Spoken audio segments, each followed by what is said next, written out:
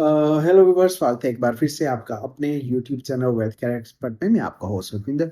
तो फ्रेंड्स, आज का जो टॉपिक है बहुत ही इंपॉर्टेंट रहने वाला है, क्योंकि आज हम बात करेंगे गमाडा का जो लैंड एक्विजिशन या लैंड पुलिंग प्रोसेस होता है, उसकी पूरी की पूरी आज हम इस वीडियो में जानकारी देंगे। कौन कौन से सेक्शंस लगते हैं और क्या लीगल प्रोसेस रहता है।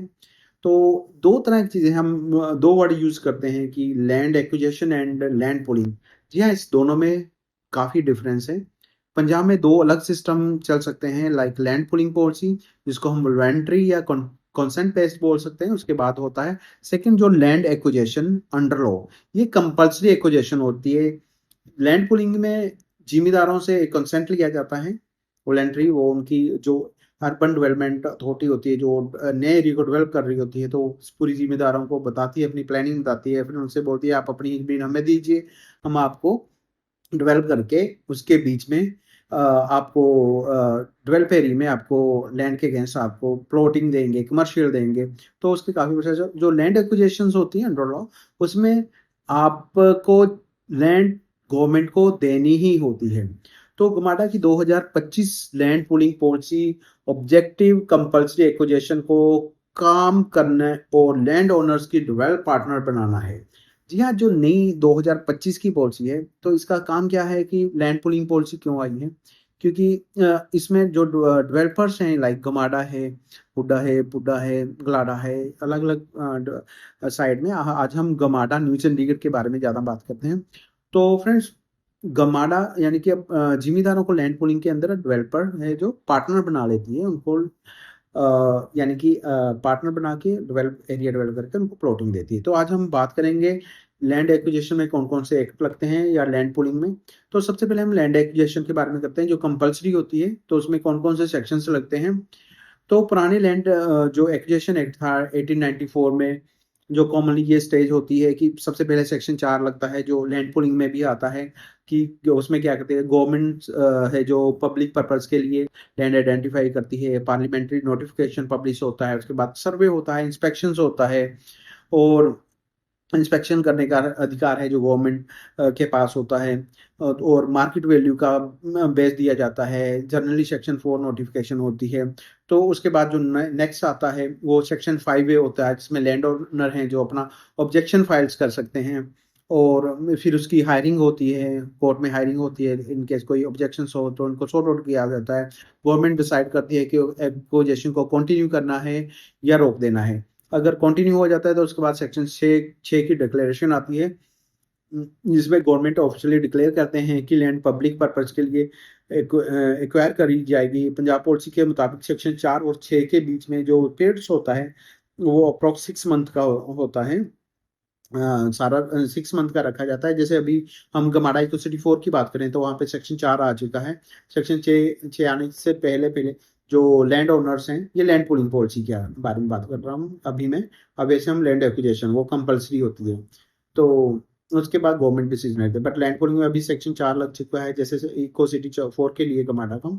तो 6 सेक्शन आ जाएगा।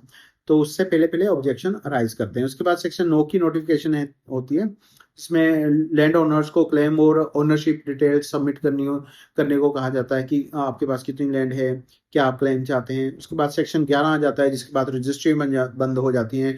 कलेक्टर कंपनसेशन अवार्ड पास करता है। कंपनसेशन अमाउंट डिटर्मिनेशन होती है कि कितनी अमाउंट आपको मिलेगी। इसमें लैंड पुलिंग में आपको प्लॉटिंग मिलती है, बट जो लैंड एक्विजिशन होती है उसमें आपको कंपनसेशन मिलता है। लैंड पुलिंग में आपको कंपनसेशन और कुछ भत्ते और आपको लैंड पुलिंग के प्लॉटिंग और कमर्शियल मिलती है। बट लैंड एक्विजिशन में ऐसा नहीं होता। उसके बाद सेक्शन 16 लग जाता है। 11 पे रजिस्ट्री बंद होती है, 16 पे जो गवर्नमेंट है आपसे पोजेशन ले लेती है और लैंड गवर्नमेंट में वैसे यानी कि मर्ज हो जाती है। उसके बाद गवर्नमेंट का होता है और आपको अवार्ड मिल जाता है। यहीं पे लैंड पुलिंग में आपको एलओआई इशू हो जाती है सेक्टर 18 में और 20-21 के आसपास। तो इसमें अभी लैंड एक्विजिशन के बारे में बताया। अभी लैंड पुलिंग क्या होती है। तो लैंड एक्विजिशन का जो प्रोसेस होता है, ये एक्विजिशन नहीं बल्कि पुलिंग मॉडल है। लैंड यानी कि लैंड पुलिंग के आप समझो कि लैंड को पुल किया जाता है, पुलिंग मॉडल है। तो गमाडा डेवलपमेंट एरिया आइडेंटिफाई करती है, जैसे कि अभी उन्होंने इको सिटी 4 की है, पहले इको सिटी 3 की थी, इको सिटी 2, इको सिटी 1। ऐसी अभी 134 है। तो लैंड पूलिंग के लिए इनवाइट करती है जो लैंड ओनर्स होते हैं, चाहे वो जिम्मेदार हैं चाहे इन्वेस्टर हैं। उसके बाद जो सेकंड स्टेज आती है, उसके बाद हम एप्लीकेशंस लेती है बाय ओनर्स, जो लैंड ओनर्स हैं उनसे गवर्नमेंट एप्लीकेशन लेती है। फार्मर या land owner land tree application देते हैं कि हमारी जो लैंड है पोल में ले लीजिए। ये सारा का सारा जो प्रोसेस होता है ये पार्टिसिपेशन कॉन्सेप्ट बेस्ड है। उसके बाद जो नेक्स्ट स्टेज आती है उसमें हमारा जो सिक्योरिटी एंड वेरिफिकेशन होती है। जो जमीन के लैंड ओनर्स हैं उनसे खसरा नंबर, वो फॉर्म लिए जाते हैं, उसमें वो अपना सारा खसरा नंबर, ओनरशिप के पूरा record, revenue record, income balance verify किया जाता है। ये सारी की सारी चीज़ें जो थर्ड स्टेज पे आती हैं, जैसे ही वो सारी चीज़ें क्लियर हो जाती है, आप अपनी ओनरशिप प्रूफ कर देते हैं, सारी चीज़ें क्लियर कर देते हैं, तो उसके बाद जो हमारी नेक्स्ट स्टेज आती है वो होती है एलओआई।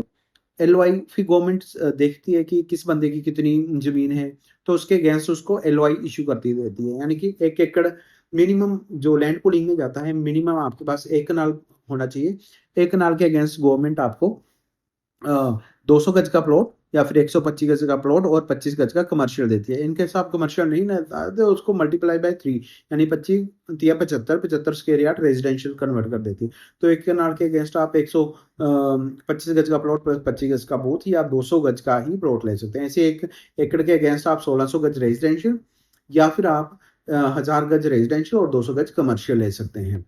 तो ऐसे लॉइस एक लेटर होता है, लेटर ऑफ इंटेंट है इसका नाम। ये गमाडा का एक डॉक्यूमेंट होता है जो लैंड ओनर्स को मिलता है उनकी लैंड के अगेंस्ट, कि आपको जो एरिया डेवलप किया जाएगा उसमें आपको ये सारी चीज़ें दे दी जाएंगी। एलओआई का में मेंशन होता है कि कितनी लैंड पूल हुई है, कितना रेजिडेंशियल आपको मिलेगा, कितनी कमर्शियल आपको मिलेगा। एलओआई के अगेंस्ट बैंक हैं जो फाइनेंस भी अवेलेबल कर देते हैं। कुछ बैंक करते हैं, अभी सभी के सभी नहीं कर रहे हैं। तो एलओआई के अगेंस्ट आपको बैंक लोन भी मिल जाता है। तो उसके बाद जो नेक्स्ट स्टेज आती है possession of land, GMADA land की पोजेशन ले लेता है। और इसमें बेनिफिट क्या मिलते हैं लैंड ओनर्स को, 50,000 रुपये पर एकड़ का अलाउंस एलओआई से पोजेशन तक का, यानी कि जब तक आपकी प्लॉट की आपको पोजेशन नहीं मिलेगी तब तक आपको 50,000 रुपये पर एकड़ के हिसाब से आपको एलओआई इशू होने से पोजेशन तक का मिलेगा। उसके बाद अलावा जो और बेनिफिट मिलता है 1 लाख रुपए पर एकड़ अर्ली अलाउंस पोजेशन के बाद डेवलप प्लॉट के ऑफर होने तक। जी हाँ, जब तक आपको ऑफर नहीं होता तब तक आपको 1 लाख रुपया लॉन्च पोजेशन तक भी मिलता है। उसके बाद जो नेक्स्ट स्टेज आती है तो वो होता है उसकी डेवलपमेंट। जो एरिया एक्विजिशन में आ गया, एलओआई इशू होगी तो उसकी डेवलपमेंट स्टार्ट हो जाती है। फिर उसमें जो डेवलपर है लाइक माटा है इको का, तो वो road, sewerage, water supply, park, commercial pocket, institutional area, ये सारा कुछ डेवलपमेंट करती है। उसके रोड, स्ट्रीट लाइट, ये सारी यानी फुल डेवलप करके उसके बाद आपको फिर प्लॉट की अलॉटमेंट हो जाती है। जी हाँ, आपको प्लॉट की अलॉटमेंट होती है। जैसे आपने 1 एकड़ लैंड दी थी तो आपको रेजिडेंशियल का 1000 गज मिलेगा, 200 गज का कमर्शियल मिलेगा, या फिर आपको 1600 गज के कमर्शियल प्लॉट जिसको ब्रेकआउट में किया जाता है कि 400 गज, 500 गज, 100 गज, 200 गज, ऐसे आपको 1600 गज पूरी की पूरी लैंड मिल जाती है। अगर आपके पास 4 कनाल है तो आपको 500 गज के प्लॉटिंग और 100 गज का कमर्शियल या 800 गज रेजिडेंशियल मिलेगा। 2 कनाल वालों को 250 गज का रेजिडेंशियल या 500 गज या फिर आपको 400 गज का प्लॉट मिल सकता है। तो ये सारा प्रोसेस होने के बाद हमारी जो फाइनल आता है वो आती है रजिस्ट्री। रजिस्ट्री और पोजेशन ऑफ डेवलप प्लॉट, जो एरिया डेवलप हो जाता है उसकी पोजेशन मिल जाए। डेवलपमेंट कंप्लीट होने के बाद ये तुरंत ही प्लॉट अलॉट हो जाते हैं, उसकी रजिस्ट्री स्टार्ट हो जाती है और आपने अपनी रजिस्ट्री करवा के ये सारी की सारी चीज़ें, यानी कि ये एक लैंड पूलिंग का प्रोसेस था। तो मैंने आपको बताया लैंड एक्विजिशन और लैंड पूलिंग में क्या डिफरेंस होता है और लैंड पूलिंग कैसे होती है। तो न्यू चंडीगढ़ 2025 में न्यू चंडीगढ़ या मोहाली को सिटी 3 हो गया, या और जो एरिए हैं जो लैंड पूलिंग को लेकर काफ़ी रहे हैं लाइक दोन है या फिर एरोसिटिया है, वहाँ पे काफ़ी ऑब्जेक्शंस भी हुई हैं। जी हाँ, जिम्मेदारों ने काफ़ी ऑब्जेक्शंस भी दी हैं। रिपोर्ट के मुताबिक पार्टिसिपेशन एक्सेप्टेड लेवल से काफ़ी कम रही है। जी हाँ, जितनी आनी चाहिए कि लैंड पूलिंग के लिए, क्योंकि आजकल जो एरिया ट्राई सिटी इतनी डेवलप हो रही है, जिम्मेदारों को लगता है शायद प्राइवेट बिल्डर होते तो इसका ज़्यादा अच्छा हमें मुआवजा मिल सकता था या ज़्यादा अच्छी लैंड पूलिंग, बट गवर्नमेंट में आते तो इसके लिए कुछ ये लीगल चैलेंज सामने आते हैं, यानी काफ़ी ऑपोजिशन काफ़ी रहती है एग्जाम्स। तो आगे फ्यूचर में धीरे धीरे सारी सारी चीज़ें बढ़ रही हैं। तो मोटा मोटा मैं आपको बताऊंगा लैंड पूलिंग और लैंड एक्विजिशन के बारे में मैंने आपको बताया। तो इसमें मैं फिर से एक मेन पॉइंट करता हूँ, जो लैंड पूलिंग है होती है वो लैंड्री होती है, लैंड एक्विजिशन कंपल्सरी होती है। लैंड पूलिंग में आपको डेवलपर है जो डेवलप प्लॉट होके मिलता है, बट लैंड एक्विजिशन में आपको कैश कंपनसेशन मिलता है। और लैंड पूलिंग में आपको एलओआई इश्यू होती है, बट एक्विजिशन में आपको अवार्ड पास होता है। लैंड पूलिंग में लैंड ओनर पार्टनर बनता है, और एक्विजिशन में लैंड ओनर है सेलर बन जाता है। और लैंड एक्विजिशन का जो फाइनल पार्ट है, फ्यूचर एप्रिसिएशन के बेनिफिट मिलते हैं, यानी कि आपका प्लॉट है वो ग्रोथ कर रहा है, तो यानी कि आपको जितनी भी फ्यूचर एप्रिसिएशन होगी वो आपको आपके प्लॉट्स के अगेंस्ट मिलती रहेगी। जी हाँ, एक बार आपने प्लॉट ले लिया, प्लॉट लेके जैसे जैसे मार्केट बढ़ेगी तो आपके प्लॉट का रेट भी बढ़ता है। बट एक्विजिशन में क्या होता है कि आप कंपनसेशन रिसीव करके वो मैटर वहीं पे क्लोज होता है। एक बार आपने लैंड एक्विजिशन में दे दी, गवर्नमेंट ने आपको मुआवजा दे दिया, तो ये सारी की सारी चीज वहीं पे खत्म हो जाती है। अगर आप न्यू चंडीगढ़ के किसी स्पेसिफिक वेयर्स, कोई भी यानी कि बूथगढ़ जो भी आ रहे हैं, बूथगढ़, कंसाला, करतारपुर, राजगढ़, मुल्लापुर, कोई इस लैंड के बारे में पूछ रहे हो, तो विलेज का नाम या खसरा डिटेल बताएं, मैं उसके जो एग्जैक्ट सेक्शन प्लान है, लैंड पुलिंग स्टेटस है, एक्विजिशन रिस्क और फ्यूचर इन्वेस्टमेंट इम्पैक्ट है, एक्सप्लेन कर सकता हूँ। जी हाँ, बने रहिए हमारे चैनल के साथ। अगर आप भी इस तरह की इंफॉर्मेटिव वीडियो चाहते हो कि आपको टाइमली मिलती रहे, तो आप हमारे चैनल को जरूर सब्सक्राइब कीजिएगा। वीडियो देखने के लिए आपका बहुत बहुत धन्यवाद। प्रॉपर्टी रिलेटेड वीडियो देखने के लिए आप हमारे चैनल को सब्सक्राइब करें और हमारी वीडियो सबसे पहले देखने के लिए बेल आइकन को ऑल पे सेट करना मत भूलें।